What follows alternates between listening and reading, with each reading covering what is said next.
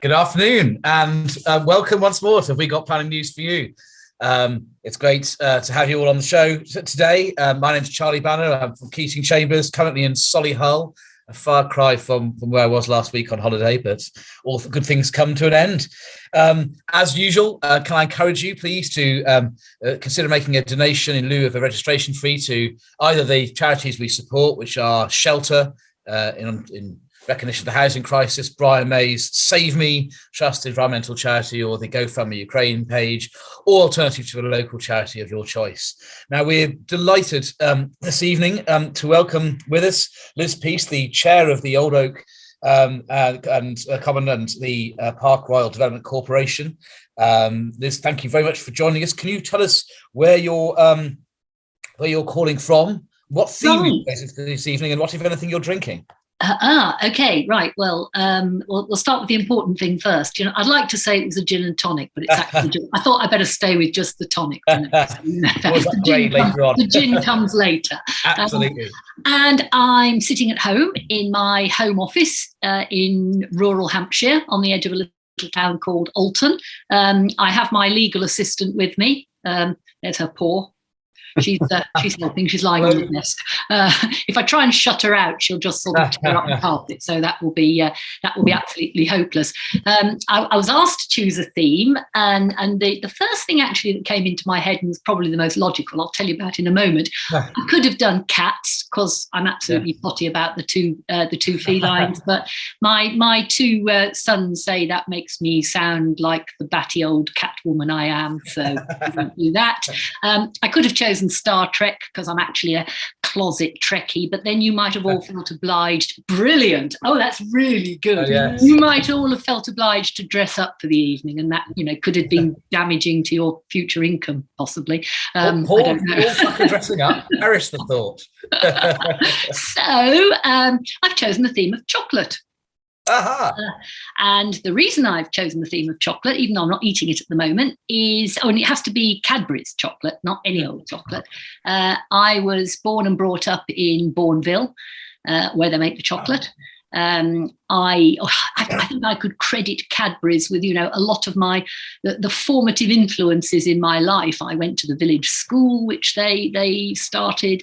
I learned to swim in the works pools. I used to play tennis on the recreational ground that they created. My mum and dad both worked in the factory. My dad ultimately became the building manager for the factory, so looked after all the factory fabric. That put him in quite a good position to get me summer jobs, because obviously if people wanted work done in the factory, he'd sort of casually ask if they'd got a job for his daughter when she came home from university. So I spent all my summers working in the factory. And eating vast amounts of chocolate. And I can tell you, after 6 weeks of eating chocolate, you do not go off it. I still. So that's why. But I think the other really interesting thing about Bourneville is how often now it has come back as a perfect exemplar of what I've spent the last sort of 20 years talking about, which is actually the ideal sustainable community. And, happy to talk about that later when we get on to planning matters. Looking forward to it. I used to go through Bourneville every day on the way to school in Edgbaston myself. You're a posh boy then. Not really. Great stuff. Well, I think I'll go to Paul first, if only because, that's very turquoise, your walls. Hello, Charlie, and hello, Liz. And yes, it's turquoise because I'm at Norton Cannes service area on the M6 toll. Norton Keynes. They said at the reception. Keynes. I'm talking what the locals say, Chris. We'll fight it out later. So I could only make it to a motorway service area, and given past performances of the Wi-Fi for some of our colleagues, I decided to get a room for an hour and a half. It's the first time I've ever hired a room for an hour and a half. No, don't go there. Don't go there. Behave yourself, boys. Behave yourselves. So I'm here, and it's a couple of miles up the road from Charlie. And in honour of the theme, I've bought some chocolate, and it's Cadbury's chocolate. But you'll have heard our theme tune, Liz, is played by my son's band, the Ruby Tuesdays, who are playing a gig at the Globe Hotel, the Globe in Newcastle this evening. Anybody in there, please get there.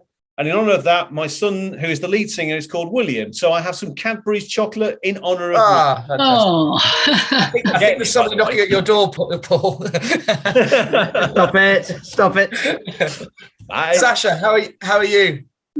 I'm great. I'm on my way to see Arsenal win at Spurs and secure Champions League in about 2 hours. No. So I'm very well. And I send the clerks to get me some chocolate, and they get Nestle toffee crisp. Unbelievable. Chris, how are you doing, my old mate? Yeah, I'm very well. I'm at home in Hogwarts, as you can see, and I've got some Cadbury's chocolate. Look, I've got Heroes. And that is actually for all the programme officers who help organise everything. Actually, they are a bit of heroes. I've had some of that today with Helen Wilson, the CPO inquiry. She was up at 7 o'clock reading one of my emails, making sure the inspector got it, dealt with everything by 9 o'clock. And we had a video hearing about an adjournment. So that's for all the programme officers. And thank you, Helen, for all your help today. Presumption, well, he's eating a whisper. He tells me sometimes you have to keep a bit quiet about what you're doing. And I'm drinking cider because you'll find out why. It relates to the case. And my T-shirt, I'll just say, my T-shirt is the Seychelles. Do you know, Liz, what the connection with the Seychelles is between Cadbury's and the Seychelles? Well, a Cadbury owns or has a nature reserve on one of the islands. Oh, you're good. You're good. Yeah, we have visited, as it happens. Arid Island. Yeah. Well, okay. Well, there you go then. Arid Island is the northernmost granite island. There were 200,000 sooty terns there, and their eggs were stolen every year. So Christopher Cadbury in 1973 decided to buy the island and turned it into a nature reserve, and now part of the Royal Society for Wildlife Trust and owned by the Seychelles government. So turning all that fabulous money that they make out of chocolate, not just creating Bourneville, but helping conservation around the world. Well done, the Cadbury family. Fantastic, Chris. And Mary, how are you? I'm fine. Now I've sorted out my sound issue. Yes. I'm fine. And hello, Liz. It's lovely to see you. And this is what I've got. Oh. I'm making my mouth water. I am a fruit and nut fan, I absolutely confess. And so it's a great pleasure. I went out and bought myself a lovely bar of chocolate on my way back from my York local plan examination. I love the cat, by the way. Yeah, I'm sorry about this. It's had a very, very bad day. You know, first of all, the cleaner came in, then somebody came to repair the oven, then somebody came to cut down some trees next door. So she's feeling a bit traumatized. Well, anyway, greetings everyone from York. Great to see you. Well, hello. So I have put some gin in my tonic water, I confess. 3 out of 4 days of my inquiry, where amongst the evidence is the Church of England report on the housing crisis that we talked about with the Archbishop, because this is concerns of proposed development in the glebe land of a church. So it's all quite interesting. And for my chocolate, well, the Queen's speech, it contained something for everybody, didn't it, in relation to planning? On the one hand, you know, the housing crisis is still recognised by the government, and we're told this planning is going to be streamlined. On the other hand, local votes on design codes arguably might slow things down. So let's just hope the legislation isn't a bit of a fudge. Let's hope it won't be. I'm sure it won't be. And we're looking forward to exploring it later on in this series. But let's hope it isn't. Anyway, with that in mind, we'll carry on with the case reports, and I'm going to go first on to tell you about a case in Chichester district.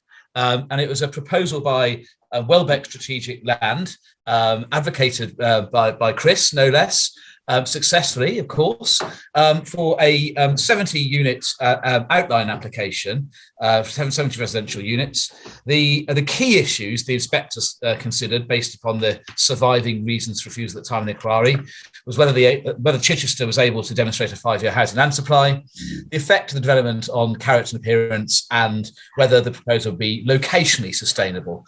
And in relation to 5-year supply, the main point related to windfall development, and in particular the key issue which the inspector found in the appellant's favour was whether the extent of recent past windfall development was likely to continue over the 5-year period, or whether in fact it had been due in particular to a number of sites granted on appeal against Chichester because they couldn't demonstrate a 5-year supply and or were draft allocations in the two emerging plans. In other words, whether there'd been a splurge of windfall development in the past that was unlikely to continue. The inspector didn't think the local authority had provided the compelling evidence necessary of windfalls, and so took a large number out. There are also a couple of other sites where the inspector, the issue wasn't really the principle when those sites would start development, and for the couple of big sites, the inspector sided with the appellant. So the inspector found that although the authority claimed a 5.28-year supply, that in fact there was a 4.6-year supply, which of course brought into play the tilted balance. In relation to character and appearance, the inspector thought that there would be some adverse landscape and visual harm, unsurprising given it's a greenfield development, but it was relatively localised and relatively limited, albeit significant over the area where it would be experienced, and therefore to that extent there would be a conflict with the framework and with the relevant local plans policies. In relation to accessibility, the inspector felt that there wasn't a ground for objection in that respect.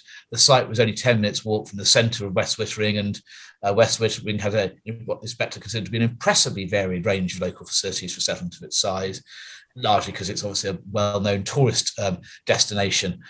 Yes, it was the case that future residents would have to travel to Chichester to access higher level facilities such as dentistry or secondary schools, but nonetheless there was a sufficient range of facilities accessible within the 10-minute walk, and the 10-minute walk had a footpath as well, that the inspector felt there was no grounds for objection in that respect.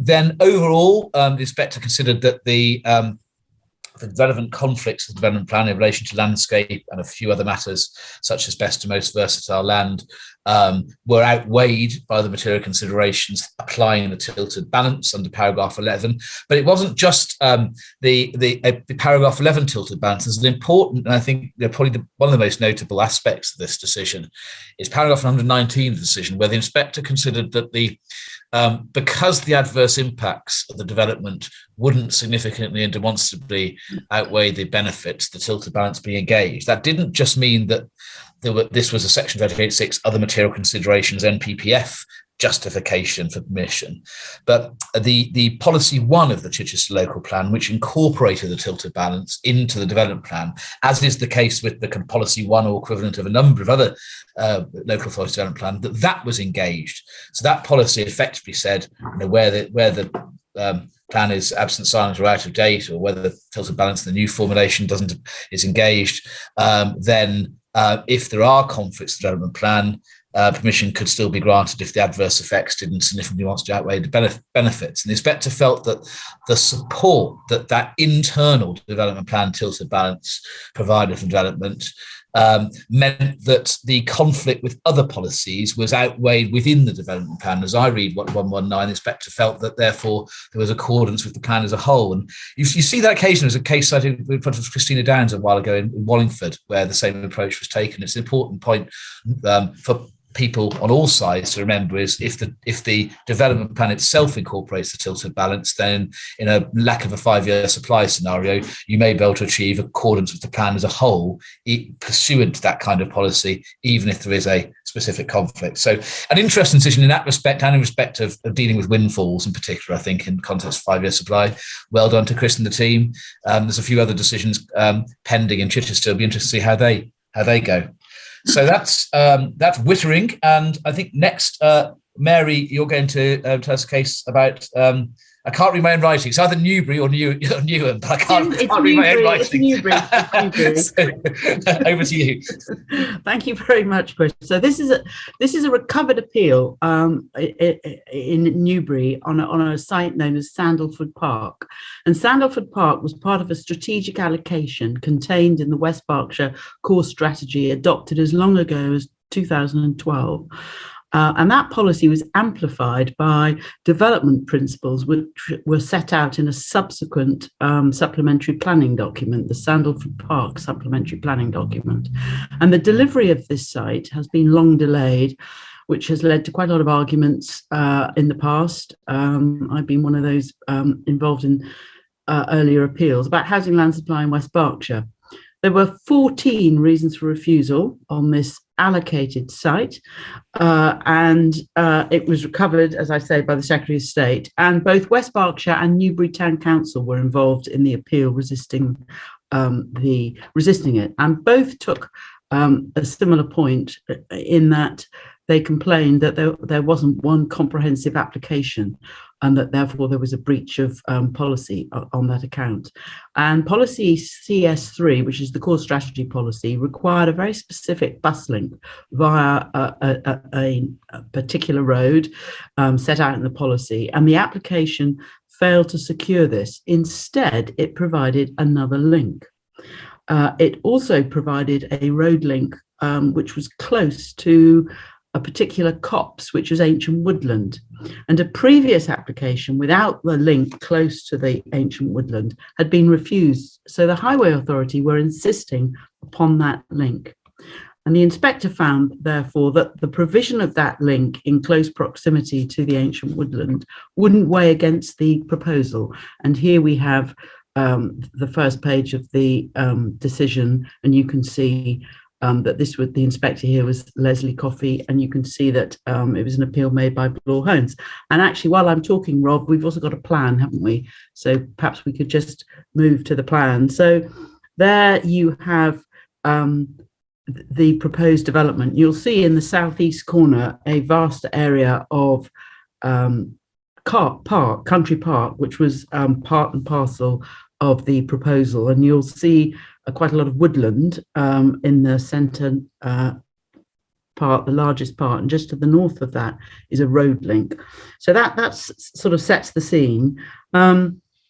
So the provision of the road link in the circumstances I've described was not found to weigh against the proposal, and that the inspector said that the harm to the character and appearance of the area was an inevitable consequence of the allocation.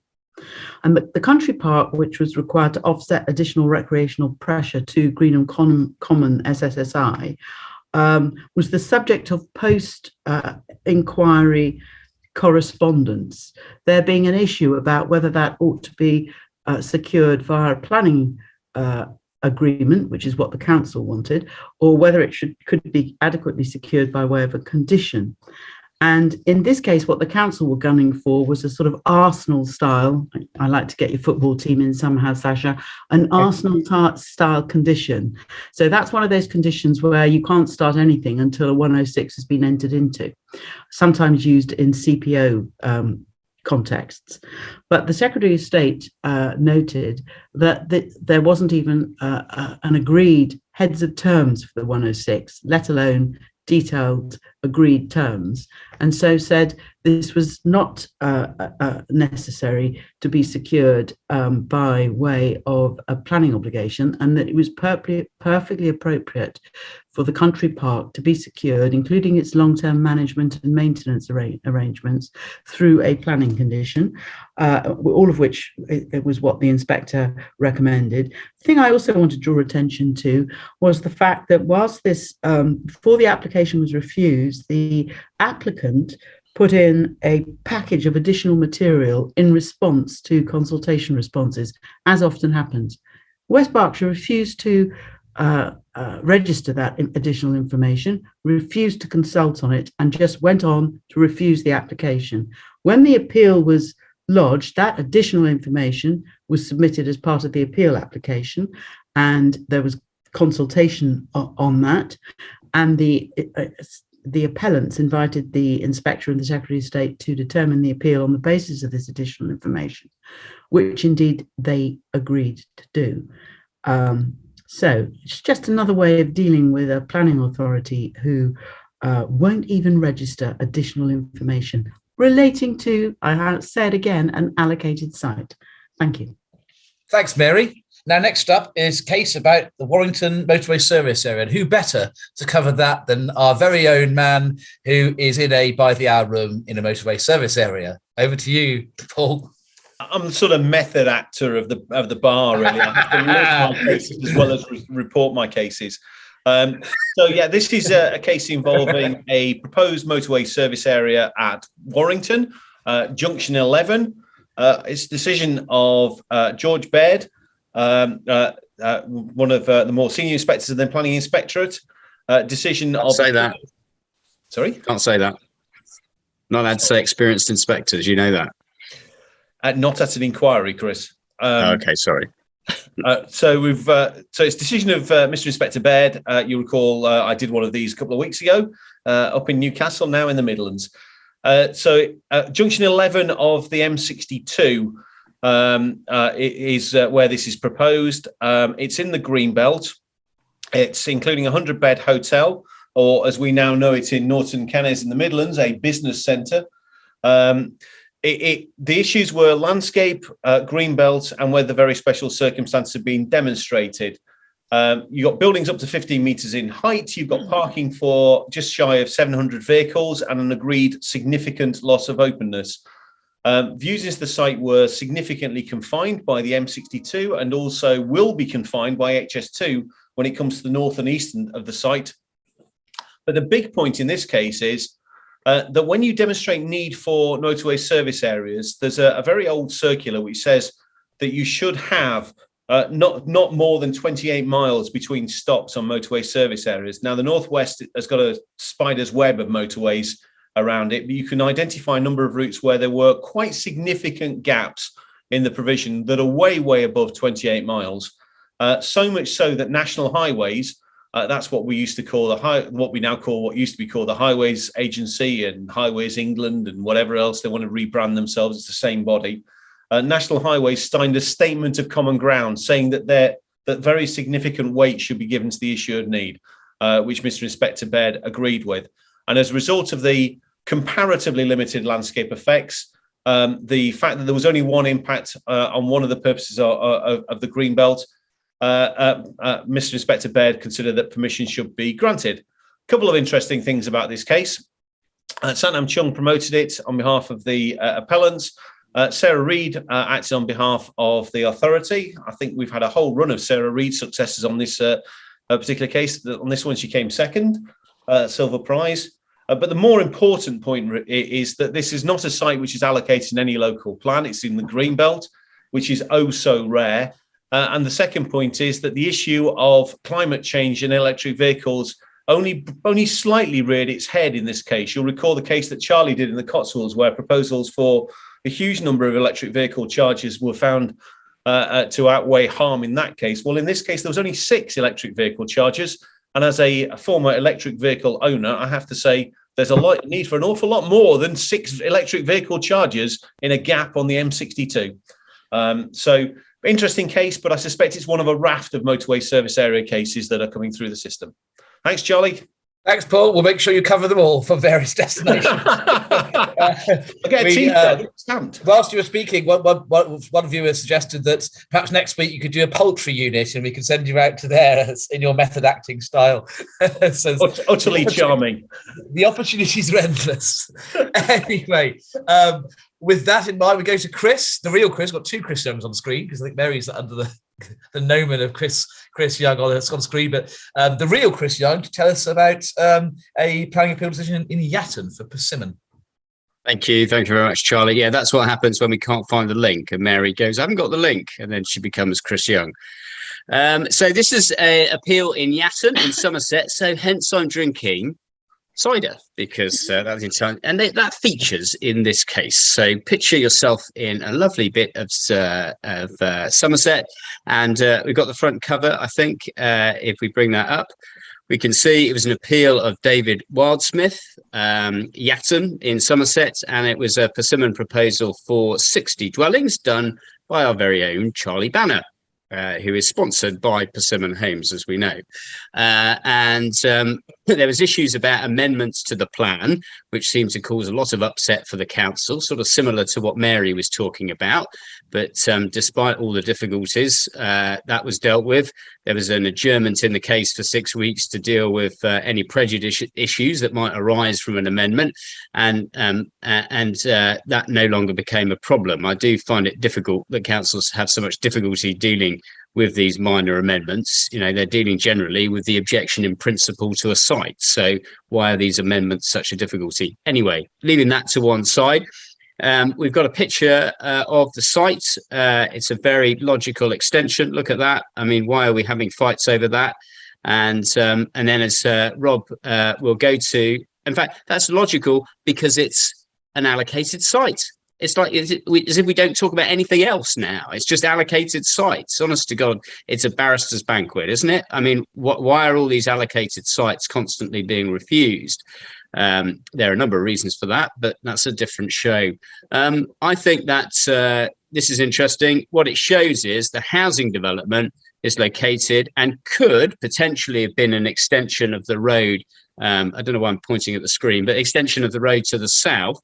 And that was what the council was saying was the logical way in, whereas it came in off another road and came through the orchard. So the case was really about the council fighting off the access proposals rather than necessarily the whole principle of development, although that does creep into it. 3 issues I just want to highlight. If we go to paragraph 33, the first main issue was the effect on the character and appearance.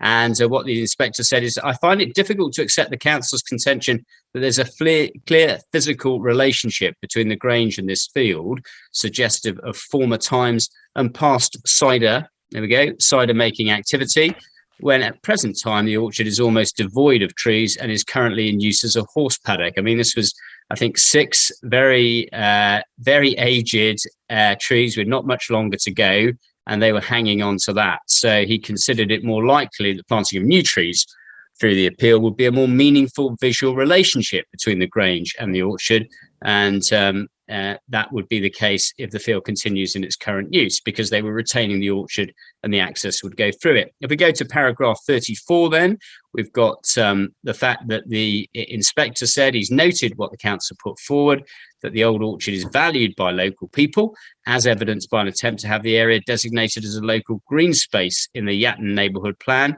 in 2019, but that attempt was not successful. So that was a neighbourhood plan examiner not accepting that, and no claim has been made by the council or others that the former orchard constitutes a valued landscape in accordance with paragraph 174. And I have to say, I don't think a few orchard trees makes a valued landscape, really. So the inspector and the council there both concluding it's not a valued landscape, and the neighbourhood plan was an attempt to block it, but that failed as well.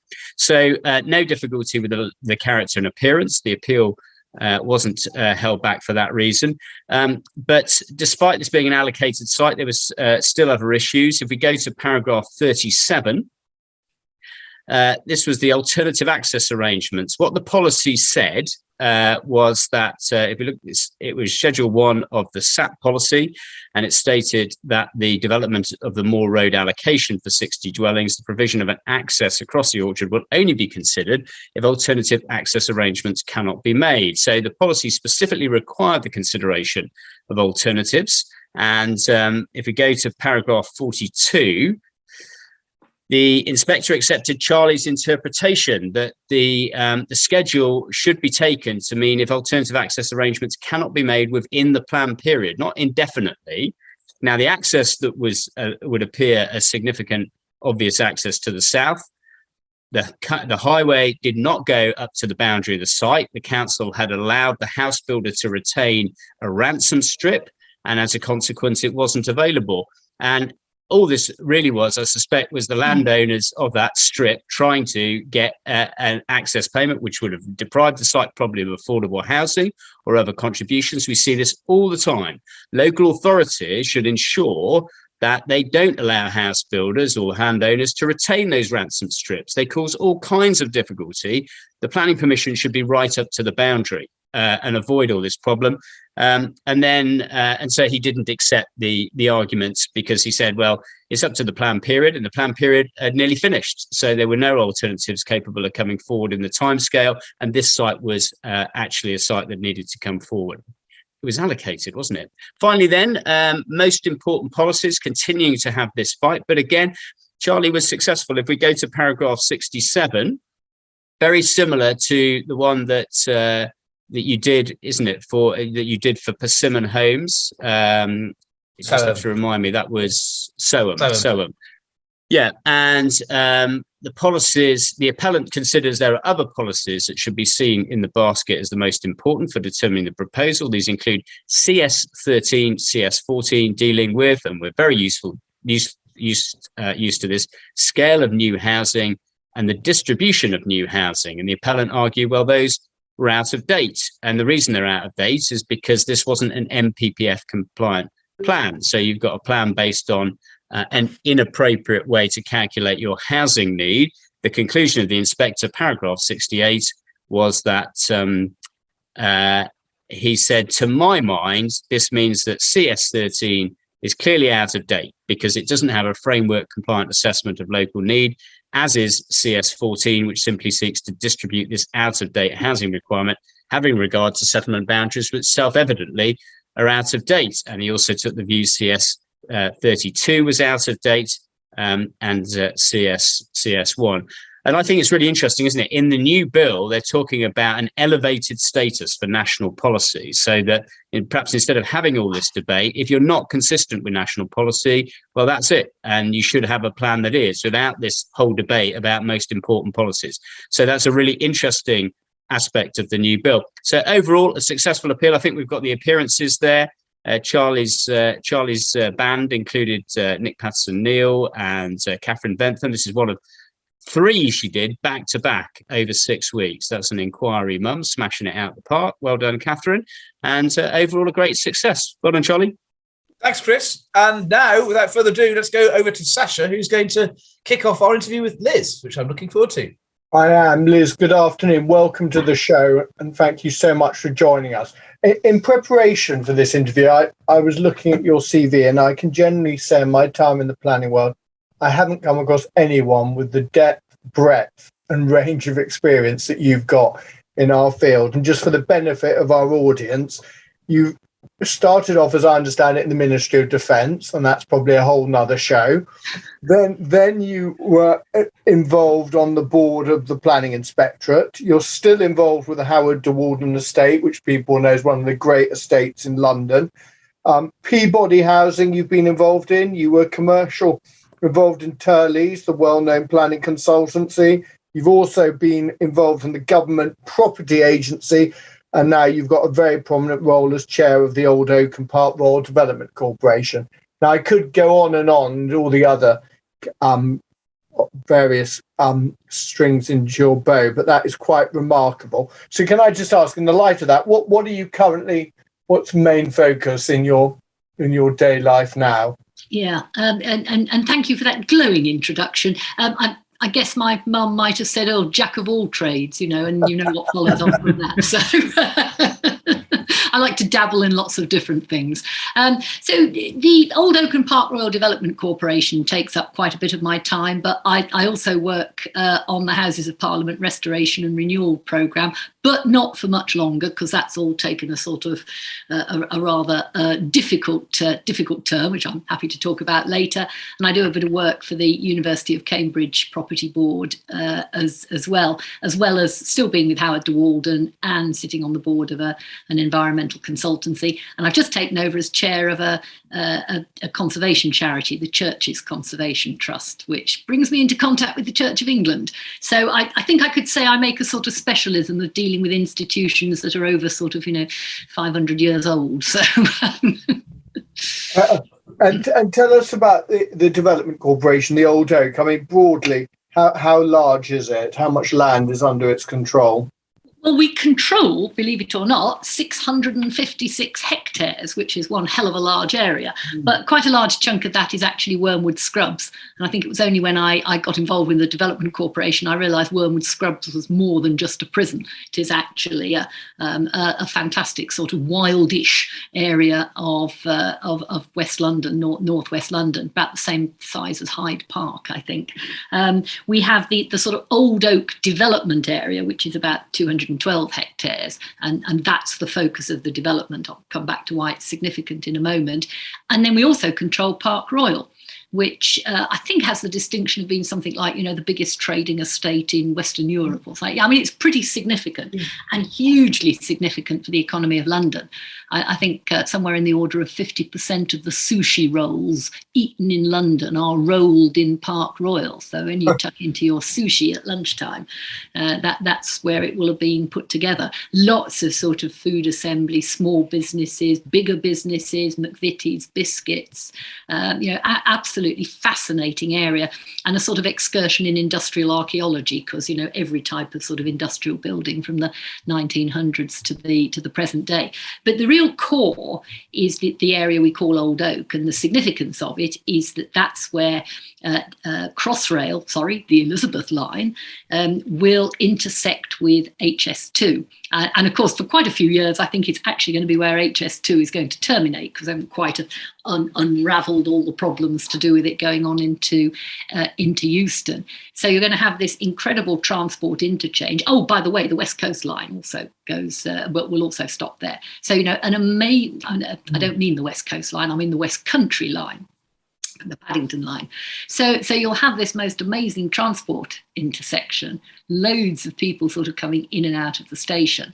And the then Mayor of London, who was a certain gentleman who is now our Prime Minister, thought that this would be a great place for a development corporation to be the means of actually creating what is effectively a new town, certainly, a new major district of London.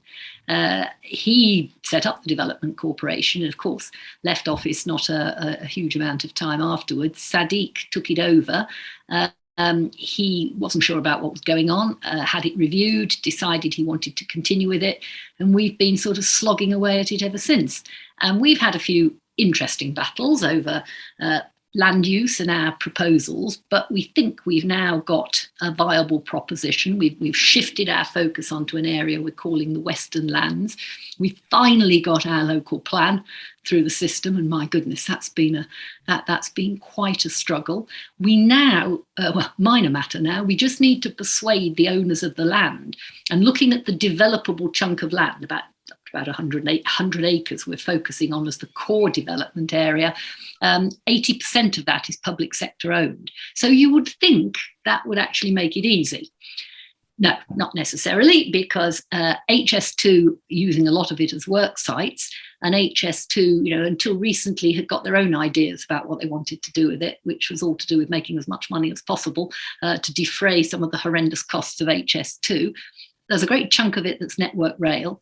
Network Rail, they like the idea of development, but Network Rail's run by railway engineers, and railway engineers can always think of something railway-y to do with the land. Oh, we might need it for, so actually persuading them to give it up. So we're sort of gently inching towards agreement with the Department for Transport, HS2, Network Rail, that we can start pushing forward some major development plans. And just looking at that central core site, we'd be looking at 10 or 11,000 homes on that. But not just homes. So back to my Bourneville idea, or Bourneville upbringing, you shouldn't just build homes, you've got to build a proper community with jobs, with employment, land, with all the right facilities. And that's where we're focused at the moment, and keeping our fingers crossed we can get that moving in within this year. Brilliant. Well, as an aside, I did my primary school use Wormwood Scrubs for its sports day. So I've got right. Yep. The football pitches are all still there. Yeah, absolutely. Now, tell me also, obviously, your career has been quite a seminal period in the sense of the advancement of equality. Just tell me, are you optimistic about the future and the role of women in property and planning? Yes, I am. I mean, I think the property industry is absolutely focused on the challenges of not enough women. I'd have to say, with a number of the organisations I'm involved with, or I've just stood down from, for example, the Property Litigation Association, more than 50% of their members are women. It's actually really, really good. I don't know what the breakdown would be of the people actually watching this tonight. I think the legal profession has actually probably done rather well. The surveying profession, perhaps a little less well. They're getting the entrance now. I think people coming in as graduates, I think the issue is hanging on to people. And that's all to do with the culture of organisations and whether women want to really sort of stay involved with them. So I think it's all about trying to make the culture more accepting, not just of women, but of other ethnic minorities, people with disability, people with other challenges. We set up a little organisation called Real Estate Balance, myself and 6 other senior women in the industry. And this was all about trying to promote the pipeline. Because, of course, what we realised was you can't just suddenly say, we want X% of women in senior positions if you haven't got the women coming through to be promoted. And you might not have them coming through to be promoted because you haven't got the culture right. So what you've got to do is get that sort of pipeline working well. And to do that, you need to change organisations, or get organisations to really look at what they're doing, how they're behaving. And that means getting the senior team. And the senior team are mostly men. So we've done a lot of work, actually bringing in the CEOs of all the major property organisations into Real Estate Balance to get them to focus on how to change that culture and how to really build that pipeline.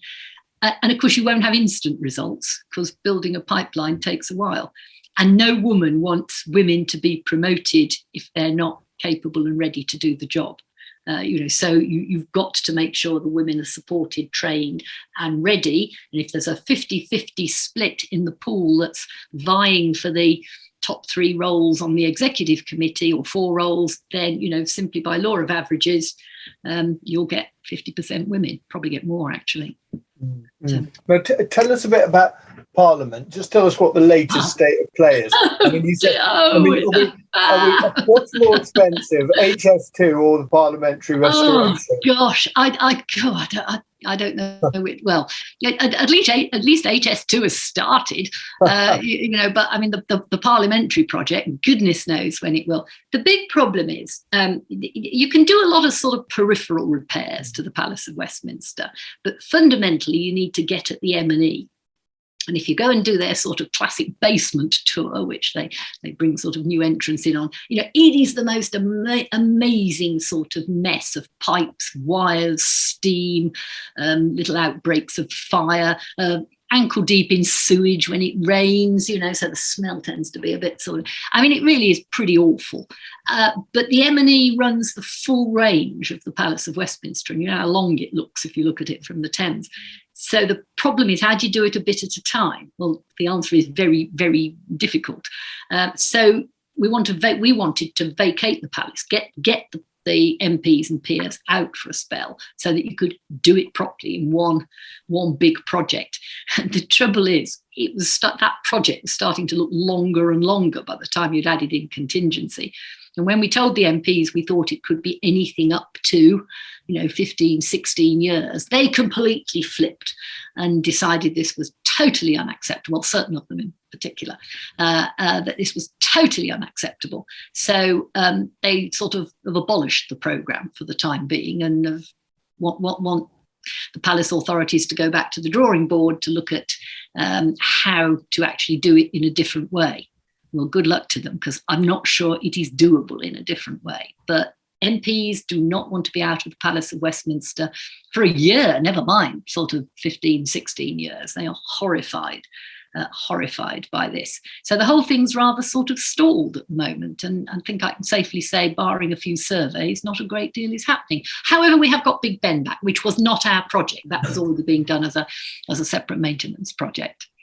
Gosh, wow. Now, let me also ask you about, in relation to the economy, because you'll have a view. What should we be thinking about in terms of the economy and property and the property market over the next 2 to 3 years of the cycle?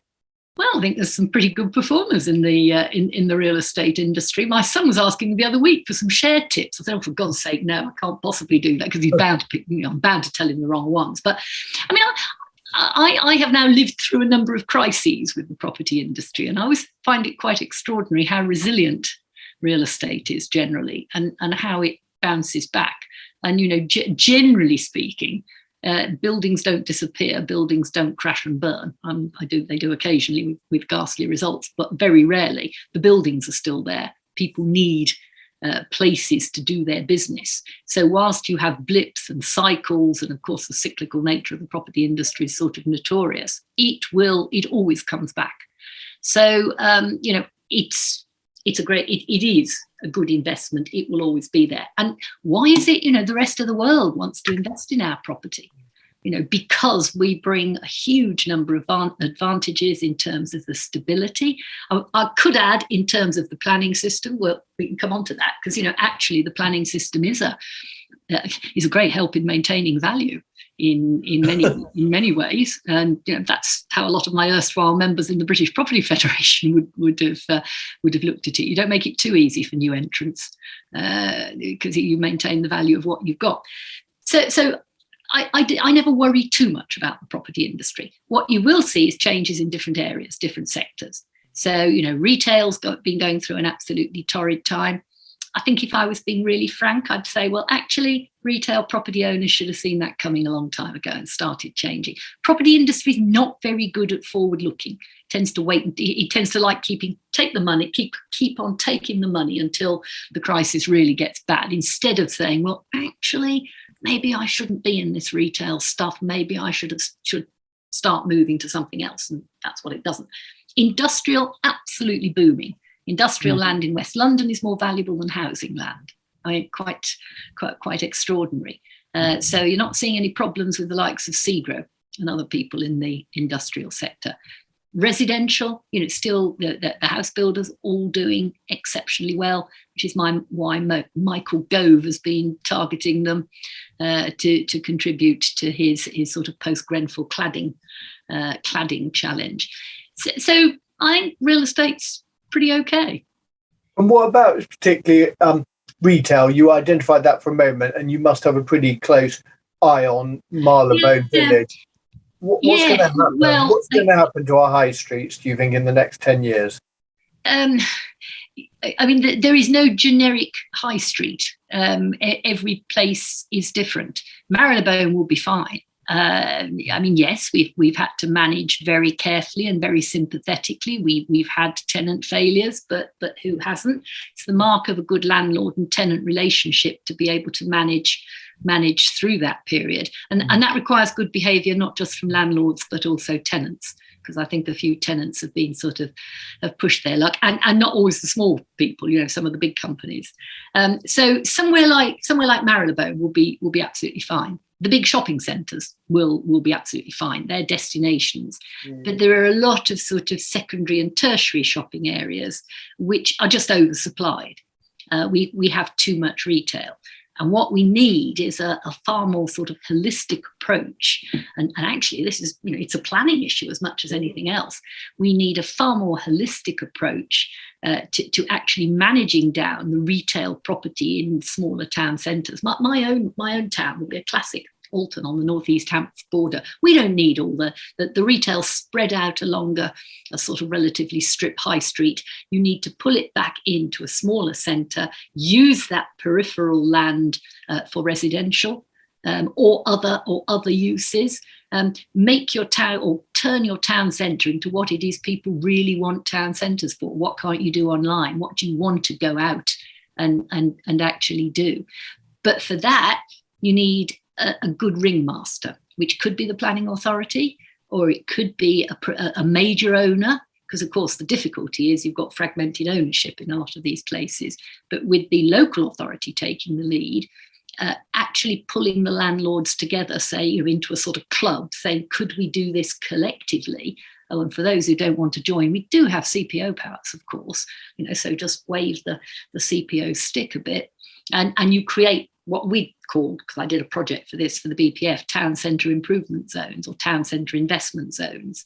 So redesign your town centre, shrink it, and use the rest of the land for something else.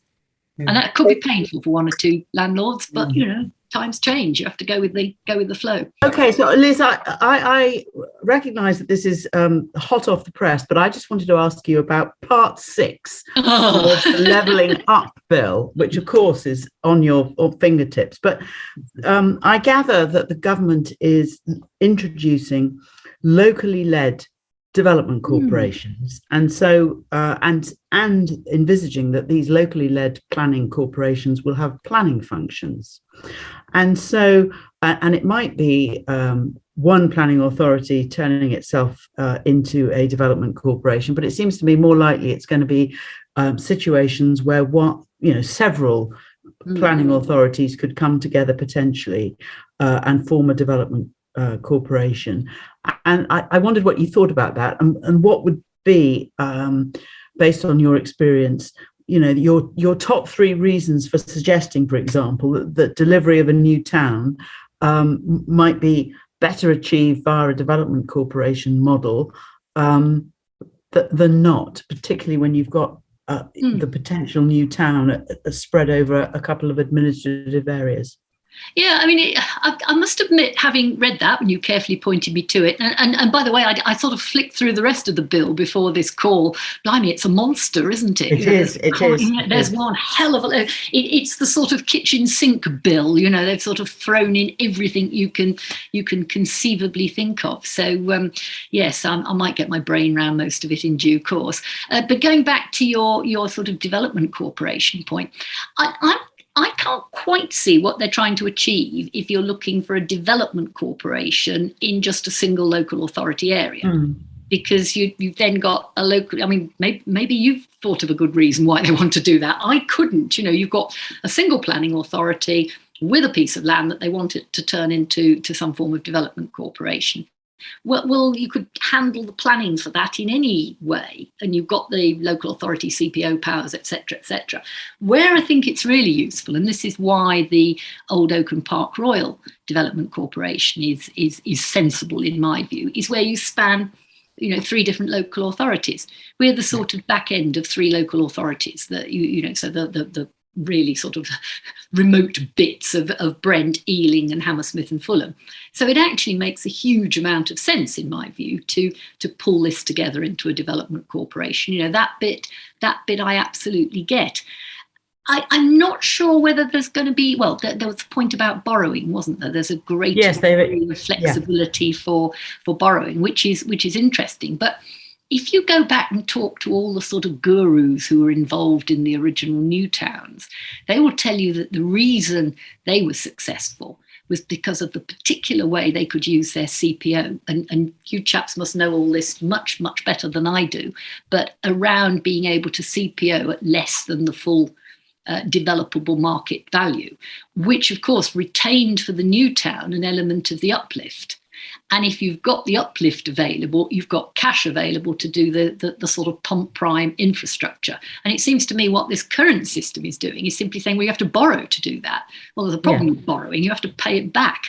So you've got, it's not quite the sort of panacea that the original old Newtown structure gave people. Now, the new development corporations, to be fair, we don't have any money either, and we don't have easy access to borrowing, certainly in our case, other than through the GLA. And I did suggest it on several occasions to the mayor and his finance people, but they were a little less than enthusiastic when I asked him to borrow a couple of $100 million for us. But we will have to do this differently. But so what I don't see is sort of anything big and new that goes with this sort of new status that would actually make it work. So I'd quite like to understand that a bit more.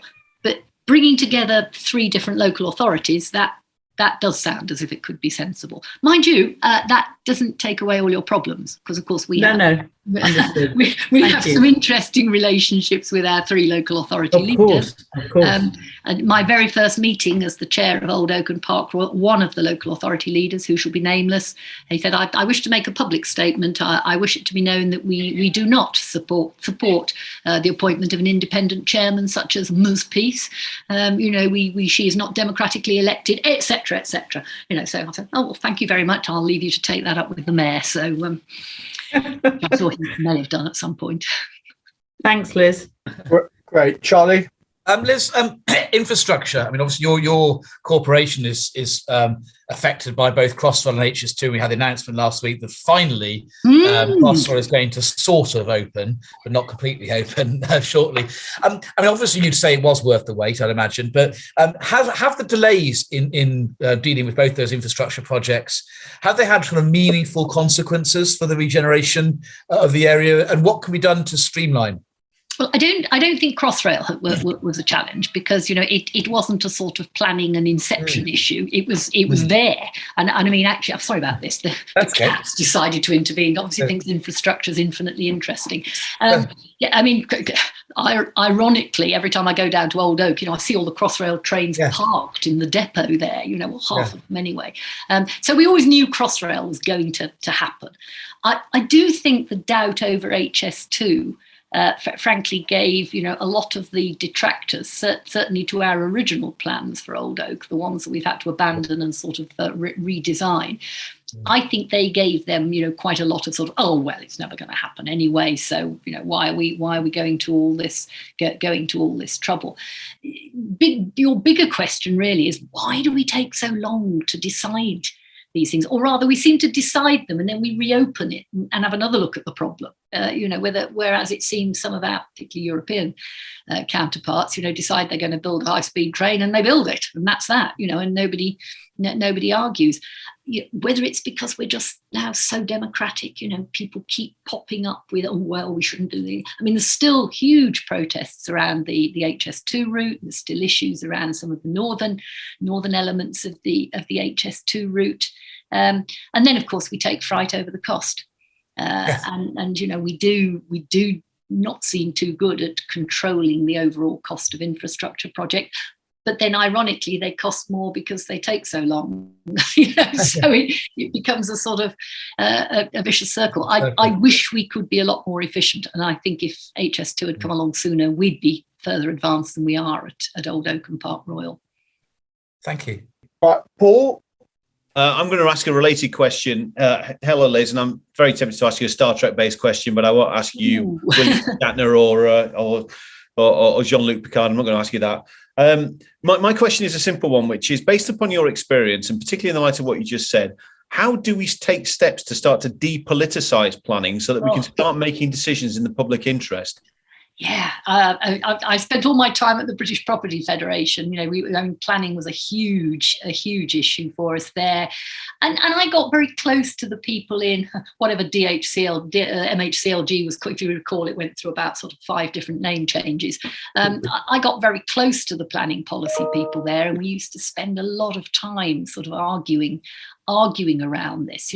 Could you actually effectively put all the democratic focus and input on the local plan making process? And by the way, we might come on to that because I've got some views on that, and then actually leave the implementation of the plan, simply to paid professionals, that take away the democratic element on each planning application. If you want to depoliticize it, I suspect that is actually the only way to do it. Will it ever happen? No. I just don't think we will ever have a government that is brave enough to actually do that. Having said that, I think if we were better at the plan making end of it and the local plan process, I mean, what percentage of local authorities haven't got an up-to-date local plan? Huge numbers. Yeah, utterly ridiculous. And I can remember having a conversation with Greg Clark when he was planning minister. Actually, he seemed very sensible, very intellectual thought. You could have a good conversation with him. I said, look, local authorities that haven't done what you asked them to do, you ought to penalise them in some way. If a corporate organisation stood up and told at its AGM and said, "Oh, well, actually, we haven't got a strategic plan. We sort of decided we'd take 5 or 6 years to think about it." I mean, the chief executive would be out the door. How can you run an organisation without a plan? So no, he said couldn't possibly. I think take away some of their money. That'll concentrate minds. No, didn't. Yeah. So I'm afraid I would be very draconian on local authorities that do not crack on and produce a sensible local plan. And I think actually, if some of the measures, and I just caught the tail end of the Chief Planner's briefing this afternoon, talking about, actually pushing some of the NPPF requirements up into a sort of, I can't remember the phrase she uses, Mary. We were talking about this earlier, weren't we? They're going to make a national planning statements or something like that, rather than just NPPF. Well, the more we can actually fix that which we want fixed, it's the old management tight loose principle. Have the tight stuff at the centre, decide what you want, and then tell the local authorities to get on and do the rest and do what they have to do.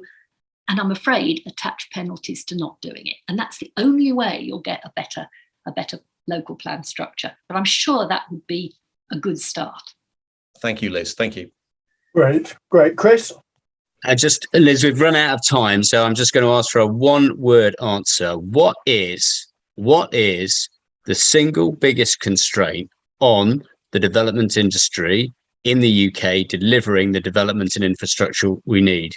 In a word. I'm not sure I can. It's really, really... Planning? Is it planning? Well, I don't know. Is it easy to... No, you see, it's not in the context of housing. It's affordability. Affordability of the housing? The housing, it's affordability. That's why we don't have the housing we need. Now I would argue that actually perhaps we do on the whole have the commercial development we need. That tends to get there ultimately, but that is because commercial developers only develop what they know their market will buy. Housing developers develop what they know their their private sector customers will buy. They do not develop what their non-private sector customers will buy because they couldn't afford it, if you see what I mean. And therefore we have a huge number of people who don't have a home. Very good. Thank you. Well, thank you so much, Liz. Charlie, back to you. Thanks, Sasha. And any moment now, Paul's going to get turfed out of his room because his hour rate is up. Penalty charges, yeah. Exactly. No wonder he looks so anxious. Liz, it's lovely to have you on board. Thank you so much indeed for your valuable insight on a whole range of things. It's been really fantastic. We are next here on the 26th, so 2 weeks today, where we're pleased to be able to announce that we're going to have Joanna Averley, the government's chief planner, joining us the second time to talk us through all the various proposals that we've been hearing about in the Queen's speech and before that in the various white papers and green papers. So huge amount of insight that she'll be able to provide us in 2 weeks' time. Until then, have a good fortnight. Take care. Thank you for watching. Thank you again, Liz, and we'll see you next time. Goodbye. Thank you, Liz. Cheers. Thank you. My pleasure. Great. Don't eat your chocolate now. Yeah, absolutely.